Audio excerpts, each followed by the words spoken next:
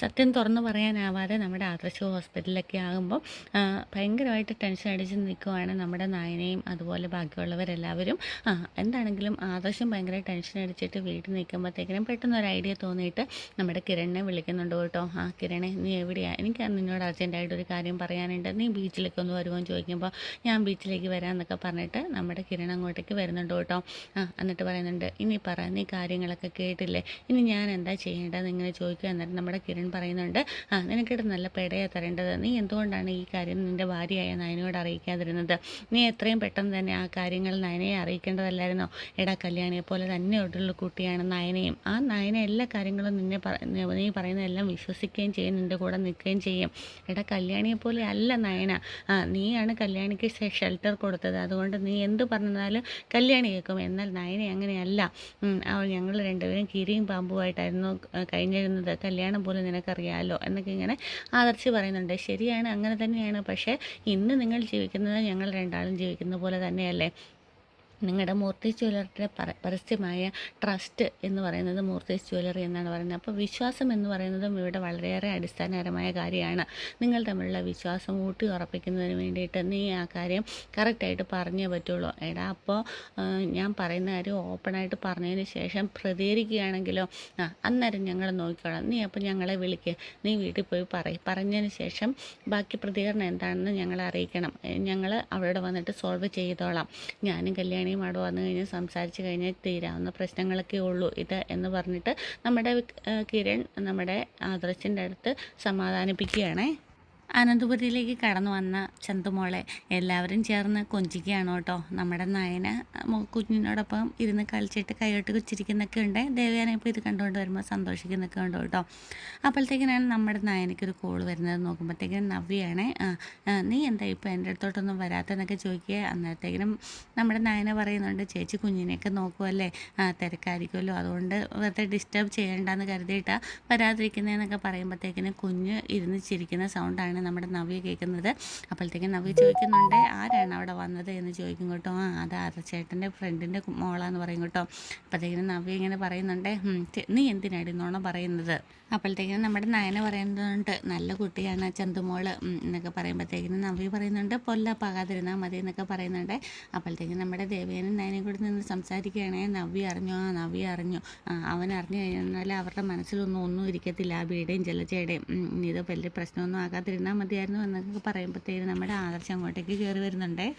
നീ എവിടെയായിരുന്നടാ ഇത്ര നേരം എന്നൊക്കെ ദേവയാനി പറയുമ്പോൾ നമ്മുടെ നയന പറയുന്നുണ്ട്, ഞാൻ ഇത്ര നേരം സങ്കടപ്പെട്ടിട്ടിരിക്കുകയായിരുന്നു. പക്ഷേ അതുകൊണ്ടല്ലേ, നോർമൽ അല്ലല്ലോ, അല്ലെങ്കിൽ ടെൻഷനും ഇല്ലായിരുന്നു എന്നൊക്കെ പറയുക. നിൻ്റെ മനസ്സിൽ എന്താടാ നിൽക്കുക ഇങ്ങനെ ചോദിക്കുക. ആദർശ് പറയും, എൻ്റെ മനസ്സിൽ ഒന്നുമില്ല, പ്രശ്നമൊന്നുമില്ല എന്നൊക്കെ പറയും കേട്ടോ. എന്നിട്ടാണോ നീ ഇങ്ങനെ തളർന്ന് ഹോസ്പിറ്റലൊക്കെ ആയേന്ന് പറയും. എന്നിട്ട് നമ്മുടെ നയനയും പറയുന്നുണ്ട്, അതെ, BP കൂടിയിട്ടാണ് ഞാൻ ഹോസ്പിറ്റലിൽ കൊണ്ടുപോയെന്നൊക്കെ പറയും കേട്ടോ. നിൻ്റെ മനസ്സിൽ എന്താണെങ്കിലും അതൊക്കെ തുറന്ന് പറയടാ എന്നൊക്കെ ഇങ്ങനെ പറയുക. അന്നത്തേക്കും നമ്മുടെ നയനയോട് നമ്മുടെ ആദർശ് പറയുന്നുണ്ട്, നയനൊന്ന് വന്നേന്ന് പറയുക. അന്നത്തേക്ക് നമ്മുടെ ദേവേനെ പറയുന്നുണ്ട്, അവൻ്റെ മനസ്സിൽ എന്താണ് കുത്തി നിറച്ച് വെച്ചേക്കുന്നതെന്ന് അറിയത്തില്ലല്ലോ, മോള് അതൊക്കെ ഒന്ന് കേൾക്ക് എന്ന് പറഞ്ഞു വിടുന്നുണ്ട് കേട്ടോ. പിന്നീട് നമ്മുടെ ചന്തുമോളോട് ദേവയാനി പറയുന്നുണ്ട്, ആദർശ് പാവമാണ് കേട്ടോ, അതുപോലെ തന്നെ നയനാമ്മയും പാവമാണ്. മോള് ആദർശിനെ അച്ഛന്ന് വിളിച്ചു കേട്ടോ, അതുപോലെ നയനാമ്മയെ അമ്മയെന്നും വിളിച്ചോ. ഞാനെല്ലാം നോക്കുന്നുണ്ട്, മോളുടെ അച്ഛമ്മയാണ് ഞാൻ, എന്നെ അച്ഛമ്മയെന്നും വിളിച്ചോ എന്നൊക്കെ ഇങ്ങനെ ദേവയാനിയും പറയുന്നുണ്ട്. എനിക്ക് പേടി എന്നപ്പോൾ ഇങ്ങനെ കുഞ്ഞു പാവ പറയും കേട്ടോ. അന്നേരത്തേക്കിനും പറയാം, ഇച്ചോടാ എന്തിനാ പേടിക്കുന്നത്, ഒന്നും പേടിക്കേണ്ട, നിൻ്റെ ആദർശ അച്ഛൻ ഡാഡി പാവ എന്നൊക്കെ വീണ്ടും പറഞ്ഞു കൊടുക്കുന്നുണ്ട്. നമ്മുടെ നയന ആദർശിനോട് ചോദിക്കുന്നുണ്ട്, എന്തിനാ ആദർശമായിട്ട് എന്നെ കൂട്ടിക്കൊണ്ട് പോകുന്നത് വെളിയിലോട്ട്? ഈ സിറ്റുവേഷനിൽ ഈ അന്തരീക്ഷത്തിൽ വെച്ച് പറയാനായിട്ട് പറ്റത്തില്ല, കുറച്ച് ശാന്തമായ സ്ഥലത്ത് നിന്ന് പറയണം. എന്താണെങ്കിലും എനിക്ക് ആദർശത്തിന് എന്താ പറ്റിയെന്ന് ഇങ്ങനെ ചോദിക്കുകയും, എനിക്ക് ചെറിയൊരു അസുഖമുണ്ട്.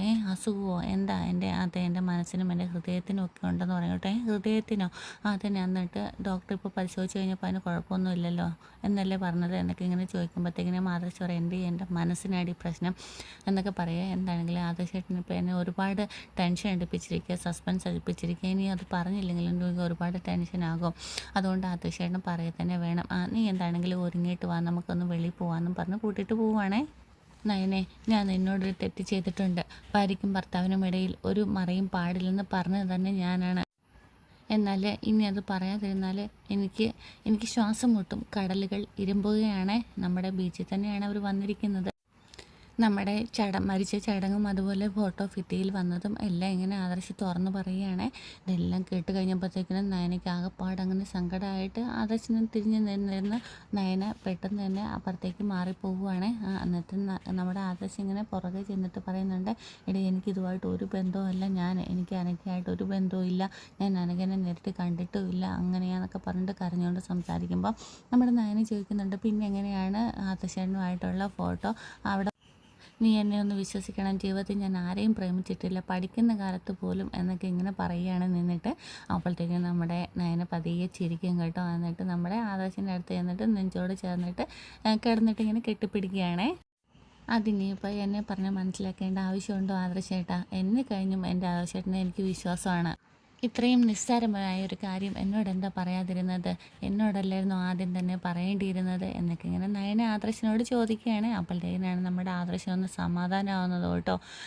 ഒന്ന് ഫ്രീ ആയിട്ട് നമ്മുടെ മനസ്സൊക്കെ ഒന്ന് ശാന്തമായി ഒന്ന് മുഖത്തൊരു ചിരിയൊക്കെ വരികയാണ് നമ്മുടെ ആദർശിന്.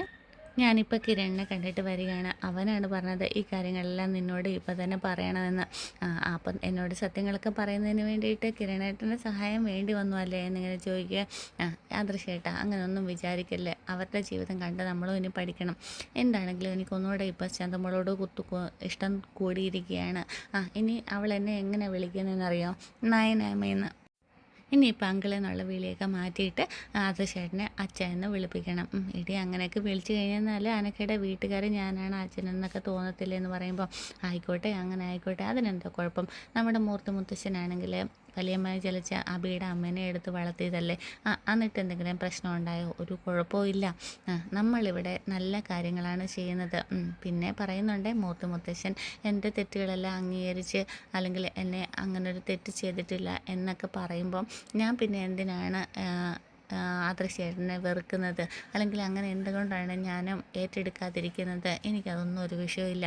ഇനി ചന്തമോൾ നമ്മളുടെ മോളായിട്ട് നമുക്ക് വളർത്താം എന്ന് പറഞ്ഞ് ആ പഴയ ചരിത്രം ഇവിടെ ആവർത്തിക്കുകയാണ്. ഇത്രയൊക്കെ കേട്ടിട്ടും നിനക്ക് ചന്തമോളോട് വെറുപ്പൊന്നും തോന്നിയില്ലേ എന്ന് പറയുമ്പോഴത്തേക്കിനും നമ്മുടെ നയന ഇങ്ങനെ പറയുവേ, വെറുപ്പല്ല, ഒന്നുകൂടെ ഇഷ്ടം കൂടിയിട്ടേ ഉള്ളൂ. ഈ മരണമൊഴി എന്നൊക്കെ കേട്ടിട്ടില്ലേ, അതുപോലുള്ളൊരു സമയത്താണ് അനഘ ഫോൺ വിളിച്ചിട്ട് മുത്തച്ഛനോട് പറയുന്നത് മരിക്കാനാവുന്ന സമയത്ത് നമ്മുടെ ചന്തുമോള് അനന്തപുരിയിലെ കൊച്ചുമോളാണെന്ന്. അതിലൊരു സത്യമുണ്ട്, അനന്തപുരിയിലെ കൊച്ചുമോൻ തന്നെയായിരിക്കും ആ കുഞ്ഞിൻ്റെ അച്ഛൻ. അതെന്തായാലും ഞാനല്ല. അപ്പോൾ ആ നയന പറയുന്നുണ്ട്, അത് അനിയും ആകാൻ ചാൻസ് ഇല്ലല്ലോ. പിന്നെ ആ വീട്ടിലെ പ്രധാന കള്ളനെ നമ്മൾ സംശയിക്കേണ്ടി വരും. ഇപ്പോഴും അത് അങ്ങനെ തന്നെ ഇരിക്കുമല്ലേ? അവൻ പറഞ്ഞത് കേട്ടില്ലേ, ചന്തുമോളുടെ പിതൃത്വം ഞാൻ ഏറ്റെടുത്തോളാന്ന്. അത് ഏറ്റെടുത്തുകൊണ്ട് അങ്ങനെ ഒരു കാര്യം ചെയ്തുകൊണ്ട് ഇനിയിപ്പോൾ അവൻ പറയുന്നതൊക്കെ ഞാൻ ചെയ്തു കൊടുക്കേണ്ടി വരും എന്നൊക്കെ ഇങ്ങനെ ആദർശൻ നയനയോട് പറയുന്നുണ്ടേ. ഇപ്പം തന്നെയാണെങ്കിലും ഒരുപാട് രൂപ ഞാൻ കൊടുത്തു കഴിഞ്ഞു എന്നൊക്കെ ഇങ്ങനെ പറയുക. ഇനി ആദർശേട്ടൻ പേടിക്കൊന്നും വേണ്ട, ഞാനുണ്ടല്ലോ ആദർശേട്ടൻ്റെ കൂടെ, ഇനി എന്തിനാ പേടിക്കുന്നത്? അതിനുശേഷം നമ്മുടെ നയനയും ആദർശവും അത് കിരണമൊക്കെ ആയിട്ട് ജ്യൂസൊക്കെ കുടിക്കുകയാണ്. അപ്പോൾ പറയുന്നുണ്ട്, ഈ പ്രശ്നം ഇത്രയൊന്നും വഷളാവത്തില്ലായിരുന്നു, ഇതൊക്കെ അറിഞ്ഞപ്പോൾ തന്നെ എന്നോട് പറയേണ്ടതായിരുന്നു എന്നൊക്കെ ഇങ്ങനെ നയനയും പറയുന്നുണ്ട്. അത് ശരിയാണ്, ഞാനങ്ങനെ ചെയ്താൽ മതിയായിരുന്നു. ഞാൻ എൻ്റെ മുത്തശ്ശനെ തിരിച്ചറിഞ്ഞ ദിവസങ്ങളായിരുന്നു ആ ദിവസങ്ങളെന്ന് നമ്മുടെ ആദർശം പറയുവാണ്. എനിക്ക് എൻ്റെ മുത്തശ്ശന് എന്നിൽ എത്രമാത്രം വിശ്വാസം ഉണ്ടായിരുന്നു എന്ന് അന്നാണ് ഞാൻ തിരിച്ചറിഞ്ഞത്. ഇങ്ങനത്തെ ഒരു പ്രശ്നം ഉണ്ടായിക്കഴിഞ്ഞപ്പോൾ മുത്തശ്ശൻ ഒന്നും ചെയ്യാതെ തന്നെ എൻ്റെ ഒപ്പം കൂടെ നിൽക്കുമായിരുന്നു. പിന്നെ ലാസ്റ്റ് കുഞ്ഞു മോള് വന്നിട്ട് മുത്തശ്ശന് കാലിൽ കെട്ടിപ്പിടിച്ച് കരയുമ്പോഴാണ് മുത്തശ്ശന് ഒന്ന് മനസ്സിലുണ്ടായത്. അതുകൂടാതെ തന്നെ പ്രത്യേകിച്ച് വേറൊരു കാര്യം ഇവിടെ ചിന്തിക്കേണ്ടതായിട്ടുള്ളത് ഇങ്ങനെ നയന പറയുകയാണ്, ഇവിടെ കള്ളൻ ഒളിഞ്ഞിരിക്കുകയാണ്, അത് നമുക്ക് എത്രയും പെട്ടെന്ന് തന്നെ വെളിച്ചത്ത് കൊണ്ടുവരണം, ഇല്ലെങ്കിൽ അത് പ്രശ്നമാണ് എന്നിങ്ങനെ കിരണിനോട് പറയുമ്പം കിരണം പറയുന്നുണ്ട്, അത് നമുക്ക് എത്രയും പെട്ടെന്ന് തന്നെ ചെയ്യാം. ഒരു DNA ടെസ്റ്റ് എടുത്ത് കഴിഞ്ഞാൽ അത് കറക്റ്റായിട്ട് ചെയ്യാനുള്ളതേ ഉള്ളൂ. നിൻ്റെയും അതുപോലെ തന്നെ അബിയുടെയും ചന്തമോളുടെയും ഒരു ഹെയർ എനിക്ക് കൊണ്ടുവന്ന് തരുമോ? അതിനുശേഷം നമുക്ക് തീരുമാനിക്കാം. പെട്ടെന്ന് തന്നെ ആ ഒരു ടെസ്റ്റ് നമുക്ക് നടത്തി കാര്യങ്ങൾ വിശദമായിട്ട് മനസ്സിലാക്കാം. എടാ, നിൻ്റെ മുത്തശ്ശൻ ദീർഘവീക്ഷണമുള്ള ആളാണ്, ആൾക്കാരെ പെട്ടെന്ന് മനസ്സിലാക്കാനായിട്ട് സാധിക്കും. എനിക്കെന്താണെങ്കിലും പെട്ടെന്ന് വീട്ടിൽ പോകണം, ചന്തമോളിപ്പോൾ എന്നെ കാത്തിരിക്കുകയാണ് എന്ന് നമ്മുടെ നയന പറയുന്നുണ്ട് കേട്ടോ. അപ്പോഴത്തേക്കും നീ ചന്തമോളെ ഏറ്റെടുത്തോ എന്നൊക്കെ ഇങ്ങനെ കിരൺ ചോദിക്കുക. ഞാൻ അത് എപ്പോഴും ഏറ്റെടുത്ത് കഴിഞ്ഞാണ്, ഞാൻ മാത്രമല്ല അമ്മയും ഏറ്റെടുത്ത് കഴിഞ്ഞു എന്നൊക്കെ ഇങ്ങനെ പറയും കേട്ടോ. അപ്പോഴത്തേക്കും നമ്മുടെ കിരൺ ചോദിക്കുന്നുണ്ട്, എന്നാൽ പിന്നെ ഈ DNA ടെസ്റ്റിൻ്റെയൊക്കെ കാര്യമുണ്ടോ എന്നൊക്കെ ഇങ്ങനെ ചോദിക്കുമ്പോഴത്തേക്കിന് എല്ലാവരും ഇങ്ങനെ ആലോചിച്ചുകൊണ്ടിരിക്കുന്നിടത്താണ് ഇന്നത്തെ എപ്പിസോഡ് പൂർണ്ണമാകുന്നത്. അപ്പോൾ ചാനൽ ഇഷ്ടമായെങ്കിൽ സബ്സ്ക്രൈബ് ചെയ്യാനും ഷെയർ ചെയ്യാനും കമൻറ്റ് ചെയ്യാനും മറക്കരുത്. Okay, thank